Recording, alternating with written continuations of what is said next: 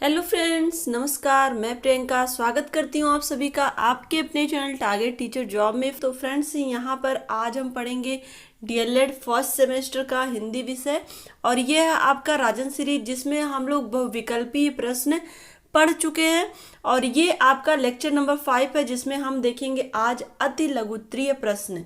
तो फ्रेंड्स, पहला प्रश्न है, यश तथा भास्कर के पर्यायवाची बताइए। दोस्तों, यहाँ पर देखिए, यश का पर्यायवाची होता है कीर्ति, जिसको हम कहते हैं प्रसिद्धि, तथा भास्कर का पर्यायवाची होता है सूरज शब्द।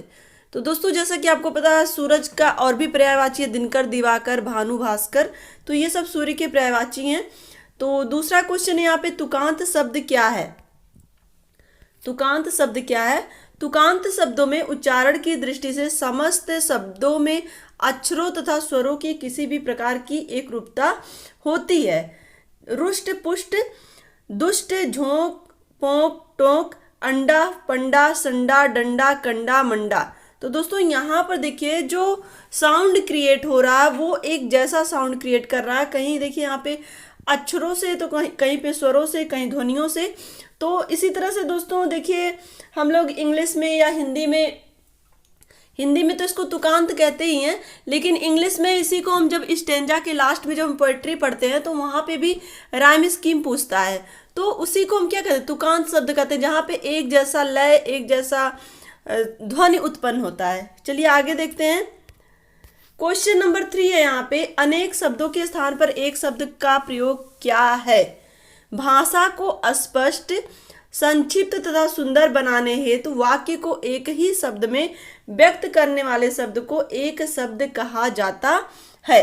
तो दोस्तों देखिए, भाषा को स्पष्ट और सुंदर बनाने के लिए कहीं ना कहीं यहाँ पे हम कह सकते हैं कि कम शब्द में अधिक चीजों को कहना। तो यहाँ पे जैसे कहते हैं, जिससे विवाह ना किया हो, जिसने विवाह ना किया हो, उसको हम एक शब्द में क्या कहते हैं, अविवाहित कहते हैं।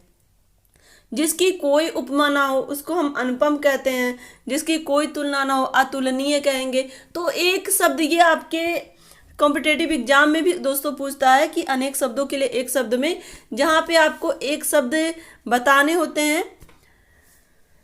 अब यहाँ पे हम देखेंगे क्वेश्चन नंबर 4, हिंदी के अंतर्गत कितने विराम चिन्हों का प्रयोग किया जाता है। दोस्तों, हिंदी में मुख्यतः 11 विराम चिन्हों का प्रयोग किया जाता है, जिसमें comma, inverted comma, full stop, Hindi में उसको क्या कहते हैं, विराम, अर्ध विराम, पूर्ण विराम, ये सब कहते हैं। तो ये टोटल कितने हैं, मुख्यतः 11 हैं। और यहाँ पे देखिए क्वेश्चन नंबर 5 है, संघर्षी किसे कहते हैं। संघर्षी शब्दों के उच्चारण में मुख्य द्वार बहुत सकरा होता है और सी की आवाज होती है। यहाँ पे देखिए ख, ग, ज, फ, श, श और ह। तो संघर्षी का मतलब होता है कि जब हम उस वर्ड का उच्चारण करें तो वो जो मुंह से वो शब्द निकला वो रगड़ खाते हुए निकले। संघर्षी मतलब, संघर्ष का मतलब यहाँ पे रगड़ खाते हुए, उष्मा के साथ बाहर निकले। जैसे जब हम श, श, श, ह का उच्चारण करते हैं तो ये उष्मा के द्वारा हमारे मुंह से बाहर निकलती है। तो यहाँ पे ये संघर्षी शब्द कहलाते हैं। इसमें देखिए ख और ग, ज, फ ये सब आते हैं। चलिए आगे देखते हैं। ऊस में व्यंजनों की संख्या लिखिए। दोस्तों, यहाँ पे देखिए, जिन वर्णों के उच्चारण में हवा मुख से रगड़ खाती हुई धीरे धीरे बाहर निकलती है, उन्हें ऊस में संघर्षी व्यंजन कहते हैं। दोस्तों, यहाँ पे देखिए, ऊस में संघर्षी व्यंजन, ये सारी चीजें जब हम लोग डिटेल स्टडी कर रहे थे तो मैंने आपको पढ़ाई थी। तो यहाँ पे उसमें संघर्षी व्यंजन के अंतर्गत स, श, स और हा आता है। क्लियर। चलिए आगे देखते हैं। क्वेश्चन नंबर 7 है, ह्रस्व स्वर किसे कहते हैं, जिसके उच्चारण में कम से कम समय लगे तो एक मात्रा का समय लगे, जिन्हें हम कहते हैं, वो होता है ह्रस्व स्वर। आ, ई, उ और री। ह्रस्व का मतलब होता है दोस्तों छोटा, और इसमें एक मात्रा का समय लगता है। अगर वही दीर्घ की बात कर लें तो वहां पे 2 मात्रा का समय लगता है।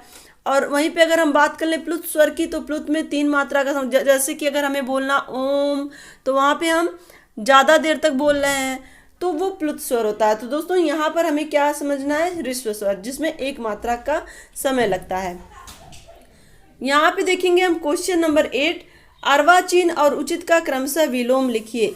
अर्वाचीन का विलोम जो होता है दोस्तों, वो प्राचीन होता है, उचित का विलोम अनुचित होता है। अर्वाचीन प्राचीन और उचित का अनुचित। क्वेश्चन नंबर 9 देखेंगे, ग्रंथ से के बचे हुए अंश जो प्रायः अंत में जोड़े जाते हैं, वाक्यांश के लिए एक शब्द लिखिए। तो दोस्तों देखिए, किसी भी ग्रंथ में बचे हुए अंश जो कि प्रायः अंत में जोड़े जाते हैं वो क्या कहलाते हैं? वो सूक्ति कहलाते हैं। एक शब्द में उसको हम क्या कहेंगे? सूक्ति कहेंगे। क्वेश्चन नंबर 10 है, यहाँ पे अल्प विराम का प्रयोग कब किया जाता है? दोस्तों अल्प विराम जिसको हम कहते हैं थोड़े समय के लिए, किसी भी सेंटेंस में थोड़े समय के लिए रुकना, पूरी तरह से ना रुकना। तो किसी वाक्य में अल्प विराम का प्रयोग देने हेतु तो अल्प विराम का प्रयोग किया जाता है, यानी कि थोड़े समय के लिए जहाँ पे हमें रुकना रहता है वहाँ पे हम अल्प विराम का प्रयोग करते हैं। जैसे रोको, तो यहाँ पे रोको के बाद यानी कि आगे कुछ हमें बोलना है, तो यहाँ पे क्या बोलना? रोको मत जाने दो। तो यहाँ पे अल्प विराम का प्रयोग किया गया है। चलिए आगे देखते हैं। क्वेश्चन नंबर 11, लेखन के प्रकार बताइए। लेखन के 3 प्रकार होते हैं, सुलेखन, अनुलेखन और श्रुति लेखन। तो ये 3 प्रकार है। किस तरह से? सुलेखन, अनुलेखन और श्रुति लेखन।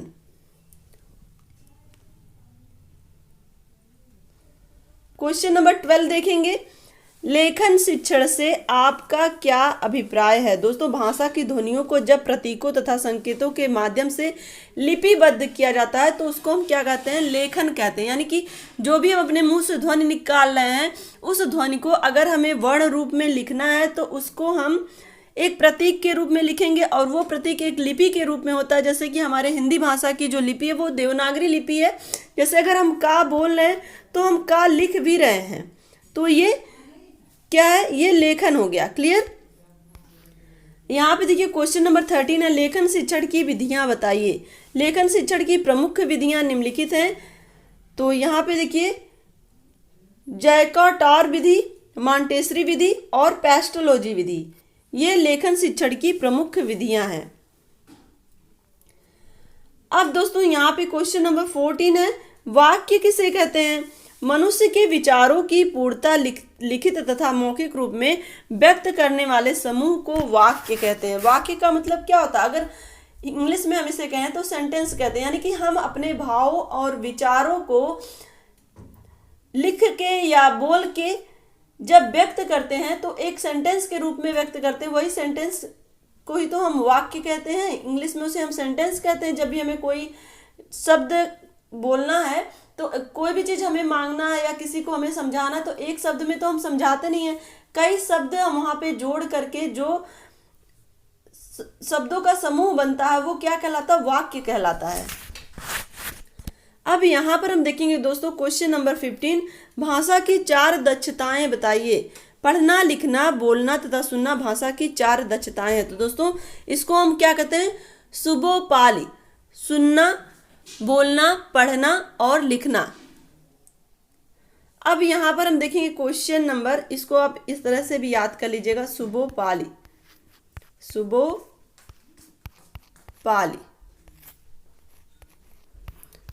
सुनना, बोलना, पढ़ना, लिखना, ये भाषा की 4 दक्षताएं हैं। क्वेश्चन नंबर 16 देखेंगे, अक्षर समूह का दूसरा नाम बताइए। अक्षर समूह का दूसरा नाम क्या है? वो है वर्णमाला। अक्षर समूह का दूसरा नाम वर्णमाला है। स, श, श, ह, ये क्वेश्चन नंबर 17 है।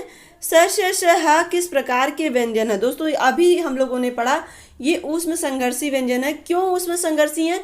क्योंकि जब हम इनको बोलते हैं तो हमारे मुंह से रगड़ खाते हुए हवा जो है वो बाहर निकलती है एक उष्मा के रूप में। तो जिन वर्णों के उच्चारण में हवा मुख से रगड़ खाती हुई धीरे धीरे बाहर निकलती है उसे ऊष्म संघर्षी व्यंजन कहा जाता है। अब हम देखेंगे दोस्तों, देखिए आपके पहले चैप्टर से ही जो आपका पहला चैप्टर है ध्वनि, जो कि मैंने डिटेल स्टडी आपको कराई है, उसकी लिंक आपको मैं डिस्क्रिप्शन में दे दूंगी, और वो आप पूरी वीडियो, जितनी भी वीडियो मैंने बनाई है आपके डिटेल स्टडी की, आप पूरी स्टडी कर लीजिए। क्योंकि दोस्तों उसमें मैंने आपको पूरा चैप्टर 1 से पढ़ाया है, और ध्वनि में आपका स्वर, व्यंजन और उच्चारण स्थान ये सब कुछ आ जाता है। तो इस एक चैप्टर से ही आपके बहुत सारे क्वेश्चन कवर हो जाएंगे।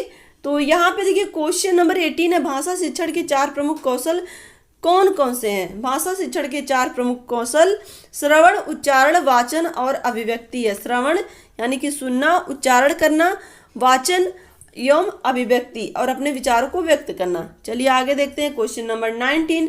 अनभिज्ञ तथा मुक्त का क्रमशः विलोम शब्द लिखिए। अनभिज्ञ का मतलब होता है सुविज्ञ। दोस्तों अनभिज्ञ का मतलब जो चीजों के बारे में ना जानता हो, सुविज्ञ मतलब जो जानता हो, मुक्त और इसका विलोम क्या होगा, बंधन।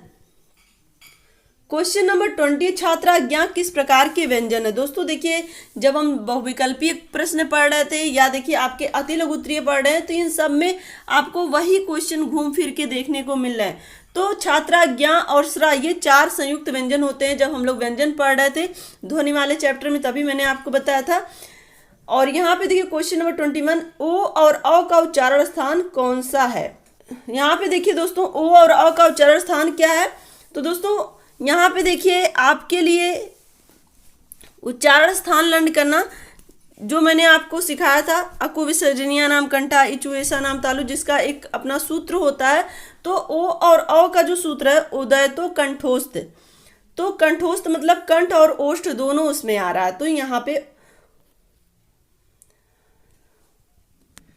आपका हो गया कंठ और ओष्ठ, ओ और अ का उच्चारण स्थान। क्वेश्चन नंबर 22 देखिए य र ल व किस प्रकार के व्यंजन है। दोस्तों य र ल और व अंतस्थ व्यंजन है। अब दोस्तों इसमें मैं आपको और एक चीज बता देती हूं। इसी में देखिए यहाँ पे या और व ये होते हैं अर्धस्वर। इनको क्या कहा जाता है, अर्धस्वर कहा जाता है। और यहीं पर देखिए रा को क्या कहा जाता है, प्रकंपित, प्रकंपित या लुंठित, प्रकंपित या लुंठित वर्ड रा को कहा जाता है। और यहां पे ला को क्या कहा जाता है, पार्शिव, ला को क्या कहा जाता है, पार्शिव। तो आपको ये चारों अंतस्थ व्यंजन को अलग अलग नामों से जाना जाता है, इसलिए आप याद रखिएगा या और वा क्या होते हैं, अर्धस्वर माने जाते हैं। क्लियर। रा को प्रकंपित या लुंठित और ला को क्या माना जाता है, पार्शिव वर्ड। तो आज की क्लास दोस्तों बस यहीं तक की है। नेक्स्ट क्लास में हम आगे के क्वेश्चन कंटिन्यू करेंगे। तो वीडियो को लाइक कर दीजिएगा, अपने दोस्तों के साथ शेयर करिएगा और अगर आप चैनल पे नए हैं तो प्लीज़ चैनल को सब्सक्राइब तो जरूर कर लीजिएगा। मिलते हैं नेक्स्ट वीडियो में नए अपडेट के साथ। Take care, bye bye, love you all, जय हिंद।